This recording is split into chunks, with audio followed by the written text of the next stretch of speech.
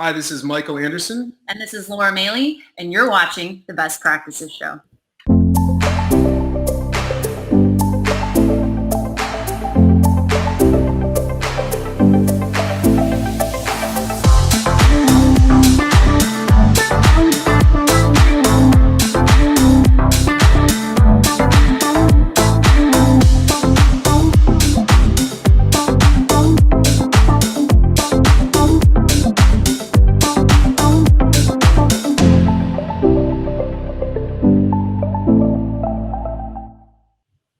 Hey guys, thanks for watching the Best Practice Show. We take a look at the best business practices from the best dental practices all over the world. And today we got a great, crazy, cool show for you.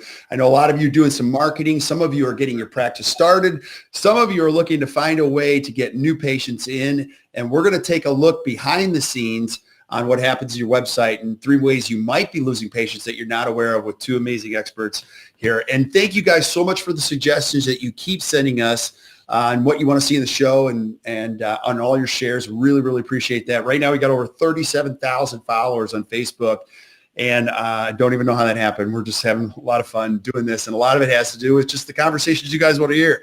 So keep sending us those. And my guest today, now you guys, I just got a chance to meet you guys, and you guys are not so new onto the scene here in dentistry. And you know a lot about marketing, more so than I could ever get my brain around. And this is your wheelhouse. It's not my wheelhouse. But give us a little background on who you guys are, where you came from, and your story and how you got involved in great dentistry. Yeah. Well, I'm Laura Maly. This is Michael Anderson, and we are the co-founders of Wondrous Agency. We are a full-service marketing agency just for dentists. That's all we do all day, every day, and we love it. We've been around for about 6 years, and we kind of got into dentistry through a friend. He, at the time, I was placing local media for Sony Pictures Entertainment and Fortune 500 companies, and he had just begun the process of opening his own scratch practice in Albuquerque, and came to me and said, hey, listen, I signed this big marketing contract. I don't know what to do. I think this is what you do. Can you help? And I said, oh, yeah, okay. And so we started to make the phone ring. He broke ground on his first, second, and third practices in the first 3 years. And he was like, you should just keep doing this. And at that point, I met Michael, and I'll kind of let him tell you a little bit about the rest. Yeah, I was working for a Fortune 500 company in a startup division. So my job was really to kind of create startups in the healthcare space, which was a phenomenal job. And, one of the things that you're trained to look for is problems, and in niches specifically. And so when I met Laura, I was really impressed that, she had uncovered a problem, and dentistry, unfortunately, at that time really was not, being served in the marketing space. And so we really saw an opportunity to help out. And so that's really how Wondrous started.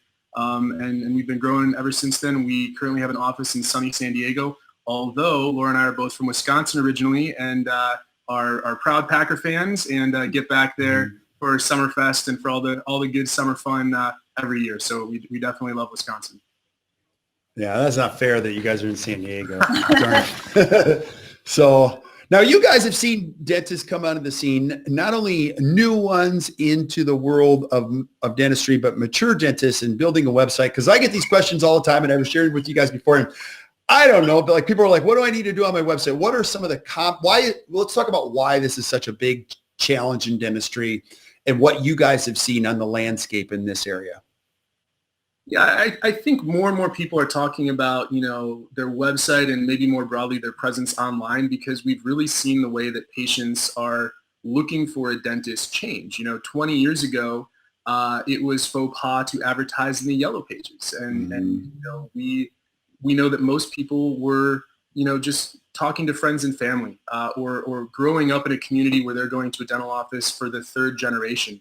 And I think as we've seen our entire world change and information shift, more and more people are going online to do research. And that could be reading reviews, that could be going on a website and sort of, sizing a practice up, saying, what does it look like? And so there are definitely things that we run into every day, whether it's a brand new practice or a more mature practice, that I think can either help or hurt a practice. So, today I think we're prepared to talk about, maybe 3 things specifically that you really should look out for if you're interested in getting more new patients online, and really sort of make sure your website checks these boxes. So I think, what we can look at today is, one, the technical side of your site, is it built right? Are you doing things technically correct? From a design standpoint, are you communicating with your patients? And then also, once you have a website, are you sure people are coming to them? How can you make sure that people are finding you? Yeah, absolutely. So I get these questions. I'm just going to throw them at you. Like, do I do WordPress? Do I do Flash? Does it cost me $50,000 for a website? Like, do I do one of these out of the box ones? I'm sure you guys have some opinions on all of this. Like if I was a dentist because we do have a lot of dental students watching these now. If I'm a young dental student watching this, what do I need to know? And let's break these into the buckets. You go, take me where you want to go, and I'll just keep asking questions. Yeah. So I know it's so frustrating. There's so many different ways to build a website. And so, one of the first things that we really start with is make sure you own the website. I think, there's a lot of different ways to build a site. There's WordPress, there's Drupal, there's Squarespace, there's, what we would call proprietary solutions, maybe bigger box websites. And for us, make sure you own it. It's something that's going to be a financial investment. And so I think you at least want to have the security to know if you're spending that money, that it's something you can take with you and you can grow with for a while. Mm-hmm. For us, we really recommend finding platforms that give you flexibility, meaning if you build on that platform and let's say that, you hire someone who's a total internet whiz, you can maybe say, hey, listen, I can save cost and have that person in my office do it. Or sometimes relationships go sour with companies, and you want to make sure that you have the peace of mind to know that you can take that site and pretty easily, find another freelancer or a company that can help you out. So for us, those are really essential. Our roots have always been building WordPress sites. We like WordPress. I think it's a great platform. I think, maybe like 25 to 30% of all websites on the internet are built on WordPress. But there's a lot of other great platforms. I think Squarespace is another good one. Drupal can be good. Wix is really cool. We see all these cool commercials for Wix right now. Mm-hmm. The one thing that I'll say from a marketer standpoint, you can build beautiful sites. Unfortunately, they still don't let us put scripts on the back of sites. And those scripts are important when we want to be able to sort of see, phone tracking, things like that. The other platform that we're really excited about is going to be Webflow. Webflow is a new platform that we've seen emerge. You can really, really build beautiful, beautiful sites through Webflow. Okay. Sounds good. And when you're doing this, like where would you even say, you obviously need the hands of somebody who's an expert in how to do this. Cause I purchased a website through WordPress one time, but like when you upload it, you got templates you could choose from. It's just hard to do all that. Like, and I would imagine as you start to do this too, you got to let your core values come to the surface. Like people can kind of smell a rat on the web, on the web. You got to make sure that all these things are congruent. So again, I'm looking for the crayon version of this always. Like if I'm going to do WordPress, which I have heard what you're saying is the majority, like what would I do next once I start to do all this? Yeah, I think there's kind of, a couple different ways to do this. If you want to do this on your own, there's a really great website out there that I'd recommend called themeforest.com. And you can go there and you can browse some pre-built templates that are really good. And you can get a great website template for $50 to $70. And if you're going to be a weekend warrior, it's something that the hard part of coding is done, and you can probably go in and change some photos and upload some text and really build a beautiful site. So if that's something you're interested in, I would encourage you to just take a peek. It can give you some good ideas. Otherwise, finding a company you trust is probably the next best way to approach WordPress. But there's some important things that you might want to ask them because not all WordPress sites are built equally. Right. For me, the number one thing you want to say is how do you manage content on the back end? Let's say that, as a dentist, I want to make some changes. Could you show me? And most companies should be willing to do this. Before I pay you money, can you show me what the back end of the website looks like? Is it confusing? Right. Is it a bunch of text and code? Or is it something that visually, they're called visual composer would be what you're looking to hear. That's going to help you manage content in a way that's a lot easier, and you're going to know that your site is built to last. So with WordPress, that's what we look for. Again, Webflow is a new technology we're really excited about, and Webflow is crazy because the back end of the website looks like the front end of the website. So we could give you a site today and you'd be shocked. You'd be able to, go back there and you'd feel like a web developer. You could change photos and move text around. It's really cool. So finding flexibility is key. Like drag and drop types things, or Kind of, yeah. It's more powerful than Wix. It's not just drag and drop, but it makes sense in a way that you can really go back there and edit text, add photos, add new sections to the site, and really feel like you're a professional developer. It's very powerful. right. Because when you talk about finding problems in the marketplace, we've all been waiting for something that's naturally intuitive, that you would just create it and it would look good, mobilely responsive and all that. And so we're all waiting for this technology to come alive. Yeah. Absolutely. Now, you guys said something really very sharp at the beginning. When breaking this down, you're going to do it in 3 different buckets. You talked about performance, content, and, how do they find you? But let's go to the first one first, because at the end of the day, would you guys agree? You can create the most beautiful website. You can spend months, but the bottom line is it's got to perform. Now, tell us what that means. What kind of metrics how would I know if it's performing? Yeah, I'll take the performance, and Laura, maybe you can talk about the design a little bit.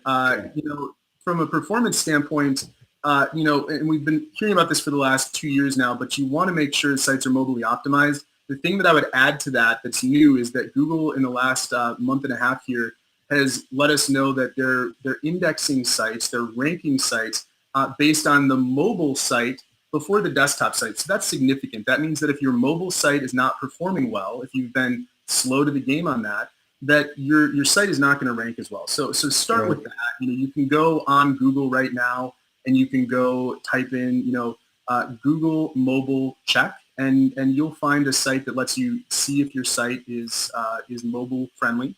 And really the key you want is mobile responsive. And mobile responsive means that as opposed to having a separate mobile site and a separate desktop site, all the elements on the page remain the same, but they just keep kind of shuffling around and reordering.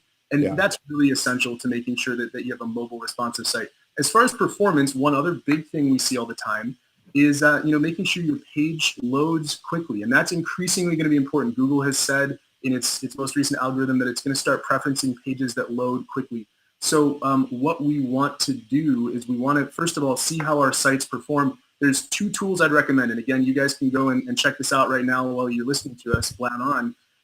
What you can do is you can go to Google Page Speed Test. Thank you, Laura. Google Page Speed Test, and just put your site in there, and it's going to tell you, how it ranks, how Google kind of sees the site, and what recommendations it would suggest for you. So that's something you can pass along to whoever's working on your site. The other tool that we really like is built by a company called Pingdom, and that's Pingdom with Kingdom or Pingdom? Pingdom with a P. So yep, Pingdom. And you can go to Google and type in Pingdom speed test, and it's basically going to tell you how fast your site loads. And if you scroll down, it's going to literally, and this is the nerdy stuff, it's going to break your site into different elements and tell you how fast each element loads. What's cool about this is if your site is loading slowly, let's say it's like 10 seconds, you can go see what are the offenders, what do we need to change. What you should expect to see for your website is you should see it load in under about 3 seconds. Okay. That's going to be good. Now there are some exceptions. If you have video on your site and you say, listen, I've got this killer video, then you're making a sacrifice that you know about. You're going to say, well, maybe it's going to load in 4 or 5 seconds, but man, that video is so powerful. It's worth it. It's worth it to do that. So I think really try to keep your site loading in under 3 seconds and make sure that it's mobily responsive. And if you can do those things, you're probably ahead of the game. There's, again, of course, a lot of other things we can get into, but I think for today, those are the best places to start for anyone. Low-hanging fruit. Low-hanging fruit. Now, I love this. This is really good stuff. Now, when you said I did not know that Google ranks the mobile site. Now, everybody's got different stats on this, but like the whole world is moving mobile, right? Do you have a percentage of the mobile versus desktop as far as internet surfing? Because it's crazy now, isn't it? Yeah.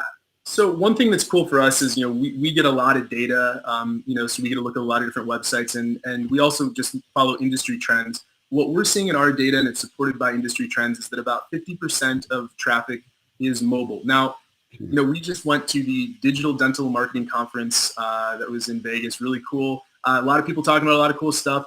And everybody's talking about, mobile as the big trend, which I think increasingly it will be. But here's one fun stat for people to think about. One thing that we measure, and I think everyone should measure, are conversions. And for us, the number one conversion for a dentist is a phone call. So we use call tracking to do that. Now, if we go on the back end of our clients' sites, I would say that about 20% of conversions come from mobile. So what that means to me, how I would interpret that is we still see a lot of people, a lot of new patients sitting down at their laptop or their desktop to do research, and that's when they're calling. Whereas I think maybe an existing patient might be more likely right now still to be the one that's on mobile trying to find the address and make sure they get to the office. Again, that's just my opinion, but we're seeing a little discrepancy in the number of conversions, or in this case, phone calls. We're seeing more come from the desktop, but there's, of course, increased traffic coming from mobile. So, of course, the trend will be mobile moving forward, but we're still seeing a lot of calls coming from desktop and laptop. Yeah, now go to it because I love what you're saying. Now, the conversion, this is very important. You're not going to put your regular, and correct me if I'm wrong, you're not going to put your regular phone number on your website. Are you going to put a particular number that's going to track where the phone call, like how would I do that? And there's a reason why I'm asking this question, because dentists need to know when somebody presses a button to call, it's got to be do you call it a dynamic number? What do you call that? It's call tracking. Very good. So we have the ability to generate a tiny piece of code, and we place that as a script on the back end of your site. And so what happens is, depending on how someone gets to your site, they'll get served a certain phone number that directly correlates to where they came from. So we as marketers can understand where the best performance is coming from and then continue to optimize towards it. Okay, that's awesome. One important thing here is don't put a call tracking number directly on your site. Don't put it directly on the site. You use the perfect term. You want to have it dynamically generate, which means you have to put a piece of code. So make sure when your site's built that your actual phone number is what's typed into the site. Now, why is that though? Like, that's very good. Like, why? Tell me why. Oh, sorry. I was going to say, there's a little something called your NAP, your name, address, and phone. And that, for lack of a better explanation, is your business's digital social security number. Okay. And so your phone number is a huge part of that. And so what we want to do, what Google wants to see, is they want to see a consistent phone number across the entire internet.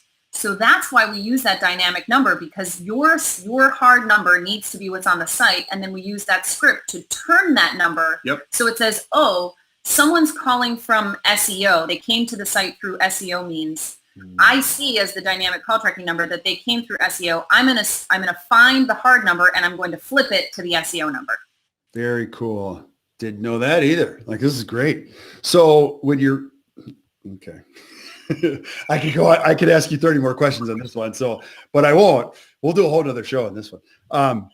Okay. So just the overall, when you talk about the mobile and then also the speed, that's critically important in performance, and then conversion. What would be good conversion? Like, I have no idea, but like, do you guys look at conversion percentages? What's healthy? I'm letting Mike take that. Yeah, that's a nuanced question.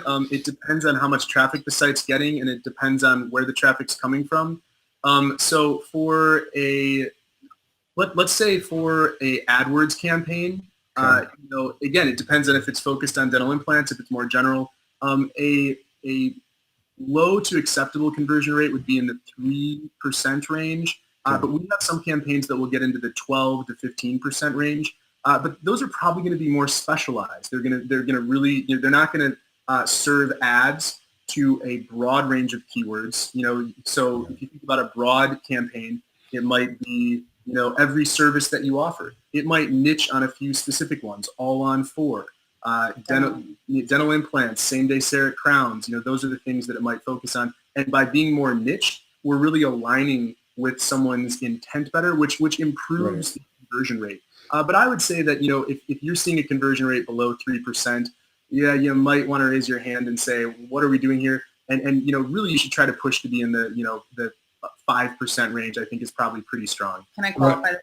Yes. Talking about in relation to PPC, or talking about in relation to a phone call in general? I'm talking in relation to PPC, but I would say, when you look at all the traffic coming to a site, an average conversion rate for a website is probably in the 3 to 5% range, just because you have so many different types of people coming to the site.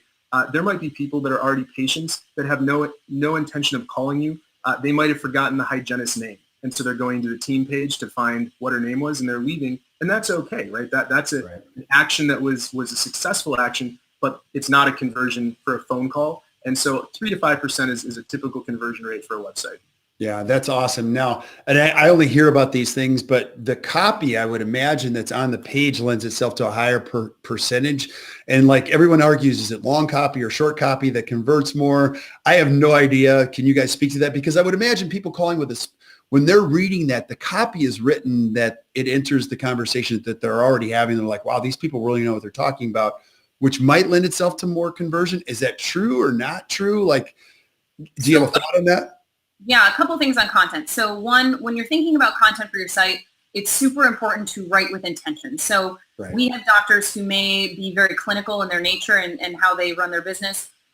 When you're trying to convert a patient, clinical isn't as important. You want to ask questions. Is it going to hurt? How much is it going to cost? How long will this take? What does it involve? What does the process look like? I'm trying to think of it. Should I be, is this something I should be anxious about? Right. So when you're writing, you want to write for intent. In addition to that, when you're thinking about writing for your website, you want to make sure that there's service pages built out. So what I mean by that is, a small site, if you're a small practice or a scratch practice or just starting up, or your funds are, unavailable and you're trying to do something but do it small, you're going to have your home page, your About Us page, your contact page, maybe a blog. But when we're talking about search engine marketing and we're talking about having a robust website, you want to build out dedicated pages for every single service that you offer. Because otherwise, if you are a dentist who says, Laura, all I want to do all day, every day is place dental implants. I make money. I love it. I'm fantastic at it. And then I go to your website and you literally have no pages on dental implants. How is any prospective patient going to know that that's what you do? Right. So to have a page on implants plus supporting material in addition to that is going to be hugely important if you want Google to recognize you as an authority on the topic matter. Right. I think something I would add to that is, as marketers, first of all, make sure your website has unique content. There, unfortunately, there's a lot of websites you can buy that just have the same content duplicated over and over again. That's not going to help you. It feels impersonal. Yeah, and you can go check that. There's a cool tool called Small SEO Tools Plagiarism Checker. You can go on there and just take a little. It goes line by line, so it it literally will let you know where that content comes from. So if you're curious, you can use that tool. But here's the thing, we've got a great team of copywriters. A lot of other people, spend a lot of time writing content. I'm under no illusion that we've got prospective new patients spending 10 minutes reading content on sites. Unfortunately, that's not the case. I think the primary role of content, we like to have deeper pages with lots of content because it helps you rank better, which means people come to your site. Now, once you get them there, we see in the data that the average person is going to look at 2 to 4 pages on a dental website. So that's usually going to be the home page, the About Us page, maybe a new patient page or a resources page, and maybe a service page if we're lucky. But what we want to do is when they get there, we want to show them content that really, really lets them get information quickly so they can skim. So what's important is don't have big paragraphs. Have what we call headers that will help someone understand quickly, what it is you're trying to tell them. Think USA Today, right? We're not thinking New York Times, we're thinking USA Today. And the other thing, and this kind of gets into design, which I'll let Laura talk a bit more about, is please try to move away from stock images. For us, we really want to show people the practice, the doctors, and make sure that they get a feel for the flavor of the practice. Yeah. And Laura, Laura, you're going to probably talk about design a little bit more. That's a big deal because I see the same person working in hundreds of practices with these stock images. It's like dentists find these same stock images.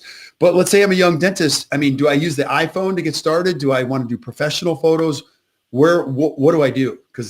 Yeah. So honestly, it kind of depends on what's available to you. So for example, we see great luck with our doctors who have an eye and want to use an iPhone or an Android.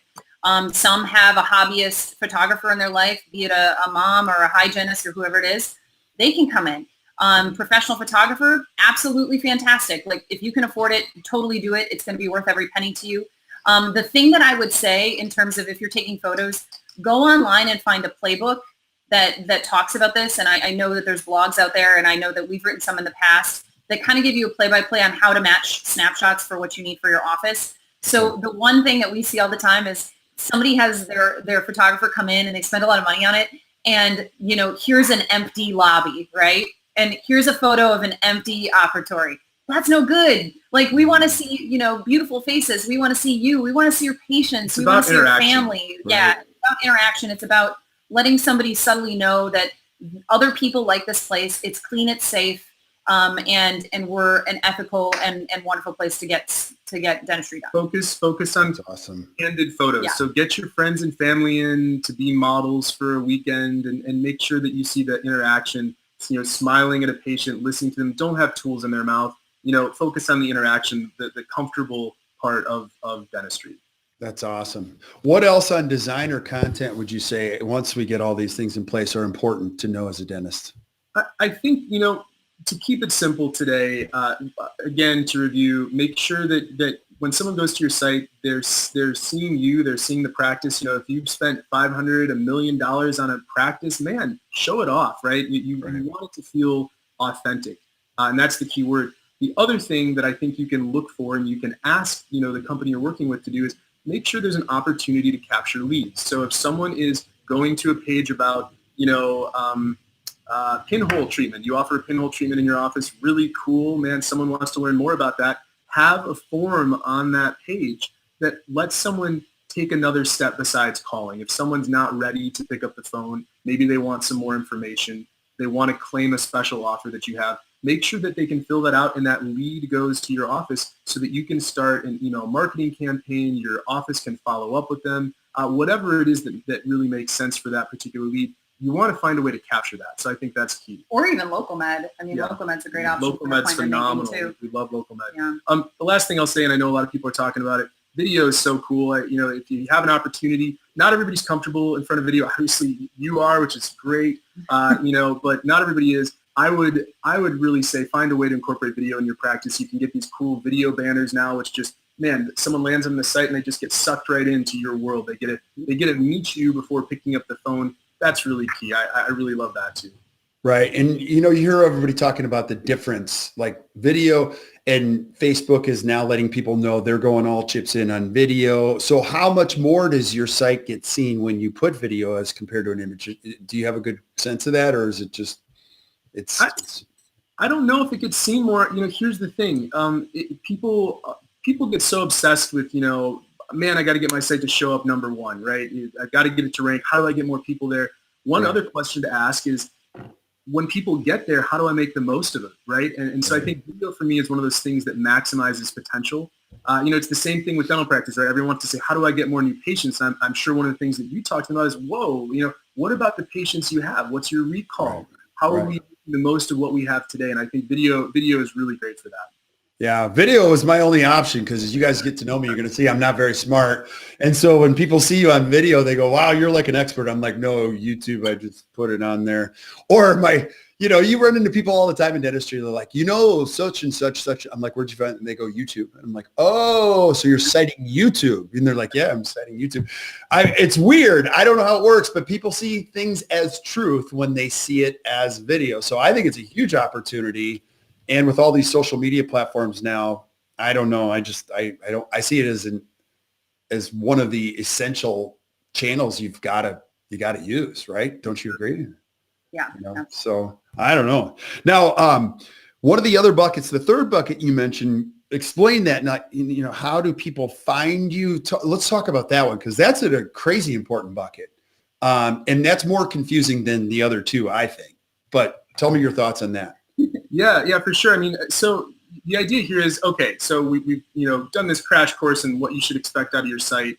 Let's say you checked all the boxes with us. You said, hey, I've got good content. I've got, good photos. I've got a video. It loads fast, all this stuff. Now, you have to decide, do I sit back and just wait? And if I build it, will they come? Or are there other things we need to do to help people find this really powerful sales tool for you? Mm-hmm. And so the first thing to do before you listen to any marketing team say, hey, we can help you grow your new patients, is know where you're at. And so there's some really great free tools out there. One tool, first we're going to talk about how do you rank organically in Google, right? So when you think about search, there's two parts to search. There's our organic side, which is just Google's algorithm putting the best information forward. And then there's the paid side, which is basically like, I'm not ranking as well, so I'm going to pay to cut to the front of the line. And both can be really effective. But the first thing you should do is say, am I ranking well? Maybe I am, and I don't need to do a lot, which is awesome. And so there's one tool we really like called SEM Rush. SEM Rush basically lets you put your site in, and you can sort of see what keywords are ranking high for you. That's a great one. There's another really great resource out there that I think most marketing professionals use on some level called Moz, MOZ.com. Moz is cool because it has some pro-level tools. You can track keywords. You can, if you want to get into the whole backlink thing, which we're not going to talk about today, it's great. As a side note, it will help you manage your listings. You hear people talk about this. You've got Google, you've got Yellow Pages, you've got Axiom, all these different places out there that, like Laura said before, have your name, address, and phone number. Make sure that stuff is current. You can do that on your own. You can have someone on your team do that. Moz is a really great tool for that. So Moz, you would manage all that within the Moz platform? It's a modest cost. Modest it's annual affordable. cost. You can do it on your own. You don't need a marketing agency to do that. Of course, there's plenty of marketing agencies that will do that for you, and sometimes that makes sense. But at least check it out. At least you'll have an idea of how that tool works, which is nice. But the whole point of this is know if you're ranking high or if you're not. And you can't just search for one keyword. You can't just say, am I ranking for Charlotte dentist? And if you don't, you go home. You got to think about what are other keywords that you want. So here's the big one. If you guys want the one keyword that's the big keyword, it's dentist near me or dentist around me. Google will autofill that keyword when you start typing dentist. And so that is like the high volume, big time keyword that you really, really want to show up for. There's a lot of other ones too, though. I got some good notes from you guys. Like, this is real. I did not know that dentist near me. Why is that? Is that just because if you go to Google and you start typing in dentist, you'll notice Google tries to predict what you're going to say, right? Right. The first thing that it predicts is, I think dentist, is it dentist near me or dentist around me? It's one of those two is the first one it does. So people will just click on that and it auto-fills it. And so that's why it's the highest volume keyword. Interesting. Dentist near me. Yep. That is very cool. Wow, you give me so many tools. I'm going to be like doing all this homework on my site, and I know I'm going to grade really bad. But we talked a bit about SEO. You want to know where you are, and if you're ranking well, great. But if you're not, if you're like, whoa, I'm further down the list, then what you're going to want to do is make sure you have a strategy to help grow. And there's kind of two things that we look at. There's your on-site strategy, and that means add some new content. Let Google see your site is growing. Make sure you're keeping up with best practices. And then there's off-site strategy, which is, are your listings cleaned up? Is your NAP, again, the name, address, phone number, is that consistent? Moz will let you know that. Go to Moz. You can do a local listing test, and it will tell you, is it messy or is it not? And if you're working with an SEO company and you do that search and it's like a 60%, you gotta raise your hand and say, hey guys, can we take care of this? To be fair, it does take some time to get that it from does. 60%. It does. And then backlinks are another big thing. To keep backlinks really simple, what you want is other people talking about you, right? So you want let's say the local newspaper to write an article where they link back to your site, and Google says, whoa, that sounds like you're a better resource. Someone else thinks you're important, so we're going to think you're more important. And you really want those to be good links. And so Chamber of Commerce is a good one. Better Business Bureau is a good one. Yeah. Local publishing companies, like Michael was saying, newspaper, magazine, TV, radio. Any partners you have? Any partners. If you have referring doctors that you're working with, that's always helpful. What about social media backlinks? Let's say somebody shares something from your site. Is that in the same category? It's different. Not to get too technical, but the way that social sites work, they basically, those things are not indexed in the same way. So, if you do these reports, you won't see that stuff show up, but it still is significant. So we know that Google has a partnership with Twitter where tweets are indexed and you'll see tweets show up in search results. So, one thing you'd say is that it is an important signal, and I think it's measured differently. So it is good, but it's measured differently. They're kind of different universes. Yeah. Another one is mommy blogs. So I know a lot of times we work every now and then with mom blogs in the city. So like there's Milwaukee Moms blog. There's one in almost every city. And a lot of times they'll have space for sponsorships and article writing and things like that. So that's a nice one. Yeah, that's genius too, because moms moms run the world. I mean, they do. Yeah. Wow.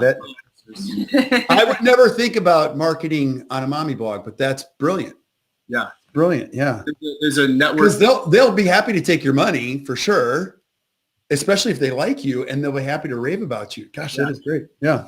There's a network called Nextdoor. That I don't think those are indexed the same. But no, I'm not saying for backlinks. Just as far as finding opportunities to engage community. Nextdoor is one that we've seen people really get some great traction with moms and people in the community. It's more organic, but something else to look at. So that's SEO. So that's SEO in a nutshell. We want to help people rank. Do you want to talk a bit about AdWords and how we can use AdWords to help people jump to the front if they're not showing up? Yeah, and especially, so we work with a ton of scratch practices, and I think this is especially important for practices that are starting out or want to start filling their schedule immediately. And if I'm explaining this, I would say SEO is sort of the long-term chess match, and PPC or Google AdWords would be the light switch or the faucet. And so the nice thing about PPC or AdWords is we can start generating calls now, today. And so we load a campaign, and on the back end, in the rough explanation, is it functions like a stock market meets an auction all at once. And so what we do is we're bidding when we Google, dentist near me, you're probably going to see some ads pop up in those 1, 2, 3 positions. And we're vying for those terms and bidding for those terms so that we show up there and hopefully generate a call. Right. So as we gather more information, more data, we can make more educated decisions onto where we want to push the funds and push the bids. And so we know with some certainty as we grow a campaign, when we spend X amount of dollars, we can expect a call. And so, that's a huge thing for practices who are trying to fill schedules in the weeks and months before opening. It's also if somebody just has some extra, holes in their schedule that they're looking to fill or to get new patient numbers up quickly. So that's a huge, huge thing. And then also, using landing pages as a part of that. And go ahead. The other key thing, if there's one takeaway for AdWords, make sure that if you're doing it on your own or if you're working with a company, that you're using call tracking. Again, we talked about this earlier, but the whole point is the question you want to ask is, how much did it cost for us to generate a phone call? And typically what we want to see is that cost should be on the low end, like $20, $25, which is really good. On the high end, if it's a dental implant specific campaign, it might be over $100. But for our general dental keywords, if we're just trying to get new patients in the door, between $25 and $60 is what you could expect for a lead, keep in mind. So one lead. Yep. So what we're doing is we're handing that off to the office, and at that point, the office is going to have to work to convert them. And then, for an implant case, an all-on-4 case, you might get $60 all the way up over $100. Now, of course, if you can put $100 in and get a $40,000 case, I think a lot of people will take that every day. But it gets harder because there's less of those people, and it's a much longer process to convert. Yeah, this is so good. Wow. Any other thoughts as we wrap this up? Like last bits of advice? I have learned so much from you guys. This is great. Make sure your website has photos, be authentic, stand out, and make sure that you're tracking results in a way that you understand. You shouldn't be scratching your head at the end of the day when you look at a marketing report. You should know how many phone calls or leads were generated, have an idea of how much that costs, and have an idea of whether or not your specific campaigns are trending up or not, and whether that's meaningful for you at the end of the day. So I think, focus on those things and try to tie them back to your business numbers, which we didn't talk a lot about today, but for us as a marketing company, our job is to help you grow, and that's the job of any marketing agency. So make sure that, if all those numbers are trending up, you're seeing that in your practice as well. You're seeing more new patients and more production. That's awesome. Now, I know people are going to be watching this. We have people listening on iTunes. How can we get a hold of you if I have questions and I don't know where to start? What's the best way to get a hold of you guys? And then if I reach out to you, like, how are you going to help me? Do you do like a discovery process? Are you going to learn about my practice? Because I'm assuming people that are listening to this are going to say, my practice is not like everyone else's practices. What would you say to that? Yeah. So you can find us by going to wonderistagency.com. So WONDERIST agency.com. And on the homepage, there is a button above the fold that says Talk with Laura. You can click that, and it automatically links to my calendar, and you are more than welcome to schedule some time, and we'd be happy to talk to you. That 45-minute call generally looks like an intake or discovery call where we talk a little bit about who you are, what your practice looks like, what your goals are for the future, what you'd like to see out of us, and what your expectations are. And then at that point, we kind of dive deeper into some other things. And then I'll tell you a little bit about us and who we are a little more in depth than today. And from there, hopefully we'll get a proposal in your hands. That's awesome. That is awesome. That'll be unique to me in my practice vision, right? You're not a cookie cutter shop. Every client we work with has different goals and different needs. So we have to find a campaign or a strategy that works for them. Yep. Yeah. Well, I really appreciate this, you guys. Like, this is our first time really getting to know each other. And like I shared with you before, I'm always like, you got to educate, and you guys did it. Like, I'm so happy. So we're going to have you back on other subjects, maybe talk about the phone number. Maybe I'd love to have you guys back and talk about direct mail, because people don't often know where to start with that at all. So you guys handle that kind of thing too? Yeah. Yeah. So cool. All right. So stick around while we say goodbye to everybody else. But if you guys are watching this and you enjoyed today, I know you did, do us a favor, just hit the share button and share this with your friends. Keep sending us suggestions you want to see on shows, or if you want to have these guys back, what do you want to ask them? Send them to us and we'll get them back, and I'll ask them the tough questions because they know more than I do on this. So, I guess until we see you next time, you guys keep watching the Best Practice Show. You guys have a great rest of your day.